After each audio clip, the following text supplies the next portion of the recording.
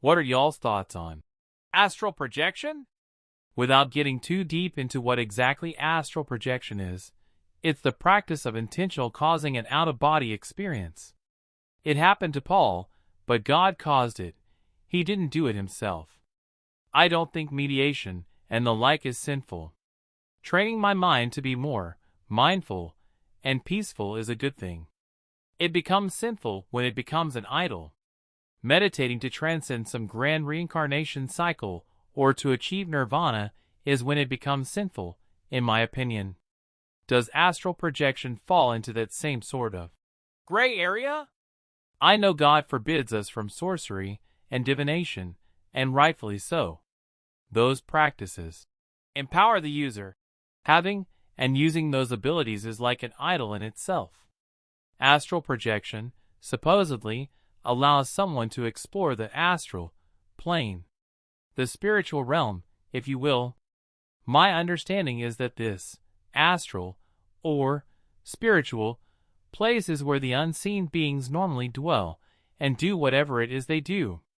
Not heaven nor hell, but the unseen part of our own plane of existence. Would learning about and potentially visiting that place be sinful?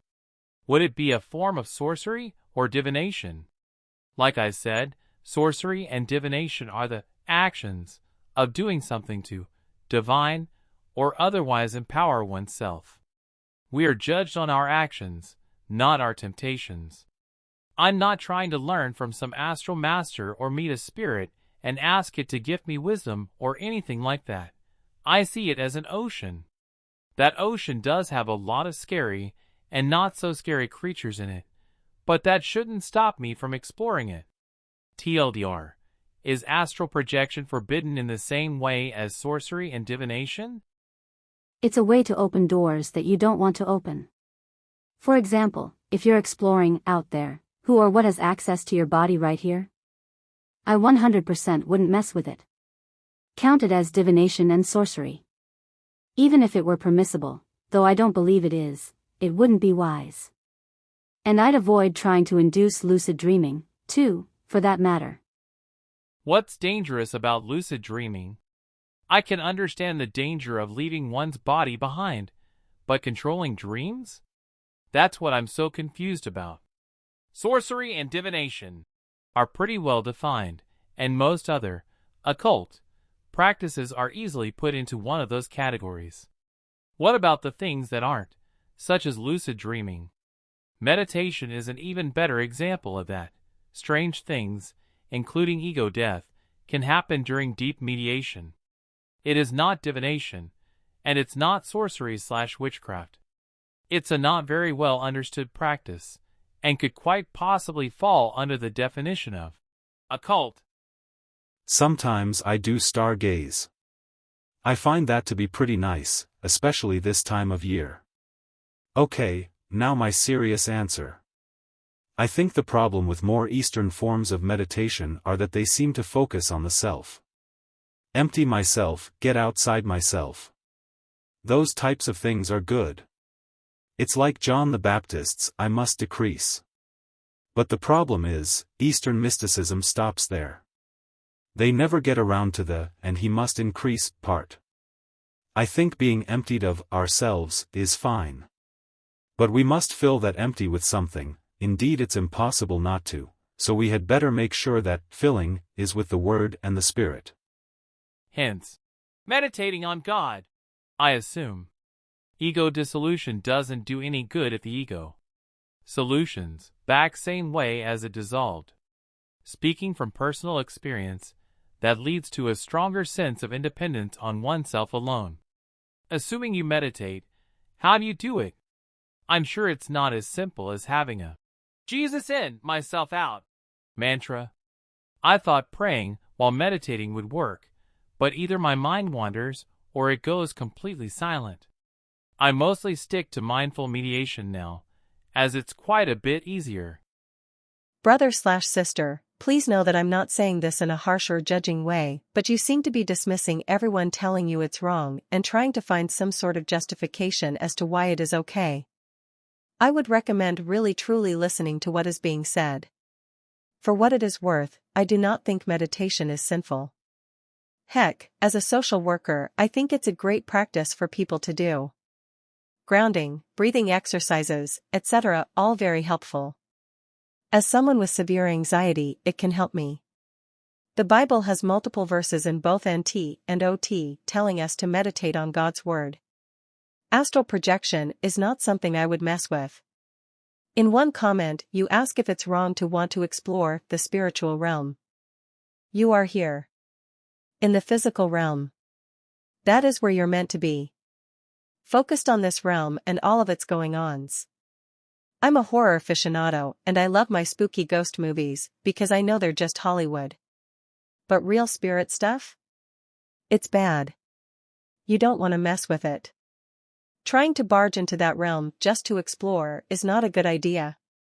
Every story I have heard about astral projection from both Christians and non-Christians is that it is horrifying and not good. I get being curious. I really do. The idea of the unseen realm is very fascinating to me. But you and I are in this realm, this world. God put us here for a reason. I recommend finding a hobby in this world and I'd flee from anything affiliated with astral projection. If it's a temptation for you, I'd talk to a friend in confidence and have them hold you accountable. Get rid of any materials, etc. I'd say the same with lucid dreaming. If you naturally have a lucid dream, of course, there's nothing wrong with that, and it happens to people sometimes, myself included a handful of times, but trying to induce it doesn't seem wise. Praying for you. Remember the word. Finally, brothers and sisters, whatever is true, whatever is noble, whatever is right, whatever is pure, whatever is lovely, whatever is admirable, if anything is excellent or praiseworthy, think about such things. Philippians 4 verse 8. Trust me, I'm not dismissing what people are saying, nor am I attempting to justify the practice. I'm trying to find a good reason as to why it's not a good idea. So far, I've read it's generally dangerous and could possibly fall under sorcery/witchcraft. I've came to the conclusion that I need to focus on God and study on His Word before I'm entangled in other distractions, be it worldly or otherworldly. I'm nowhere near where I want to be in that regard, and that's a lifelong process. But still, my questions haven't been answered with anything more elaborate than a "no, bad." The secret things are for God, and the things revealed are for us. Are we forbidden from learning about the secret things, with God at the forefront? Divination and sorcery are selfish practices that offend the natural order of things. They give someone power over others. What about the things that don't fall under that category? Why is lucid dreaming dangerous? Is demonology forbidden? I understand that I'm not asking simple questions, but I'm still going to wonder. It's sinful if done on purpose to contact spiritual beings like a shaman. It happened to me at the same time my abusive stepdad was in my life, so it can be connected to dissociation. I think it can happen to anyone, but it hasn't happened since I was a kid. I saw some evil stuff similar to the film Insidious, my bed would shake, etc., but also saw a being made of pure light that was there to help, maybe angel ick, brand new house, nothing, just an evil parent had demons, I guess. Exactly. It's sinful when it becomes an idol. My question is if it's sinful to even partake in, like divination. Yes, if you do it on purpose, which can only be done on purpose if you've experienced it before. However, I think it's not uncommon for people to have out-of-body experiences by accident, as there's a blurred line between AP/OBE/near-death experience. The last one is anecdotally confirmed by most hospital staff. What are your experiences out of body? The spirit world can be a very unpleasant place in which people like Muhammad, Joseph Smith, and Ellen White have all dabbled. The movie series Insidious is based on realistic stories of astral projection, so it's no joke for those reading who haven't experienced being out of their body. How will you know the spirits you interact with will be good ones? Because I cook that they approach you while out of the body. I have never had an OB. That's why I'm so curious about astral projection. It's apparently possible to induce one, but the conclusion in this thread is that it's forbidden. It's also well known in Buddhism and Hinduism. Buddhists consider it a distraction.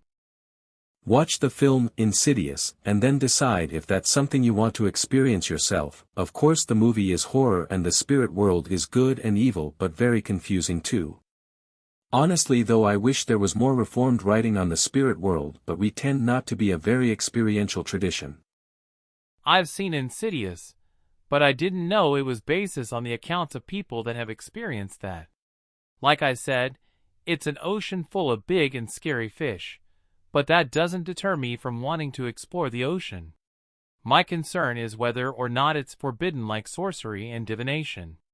Seeking out a spirit is obviously wrong, but what about exploring the world they live in and observing them? The general consensus seems to be, no, don't do that. Ask your elders. I'll just say this: I don't look forward to ever having OB ever again for years. Don't think you can handle that world and just walk away unscathed. It's kinda like asking what PTSD is like to live with. You won't know until you wish you didn't have to experience it in the first place.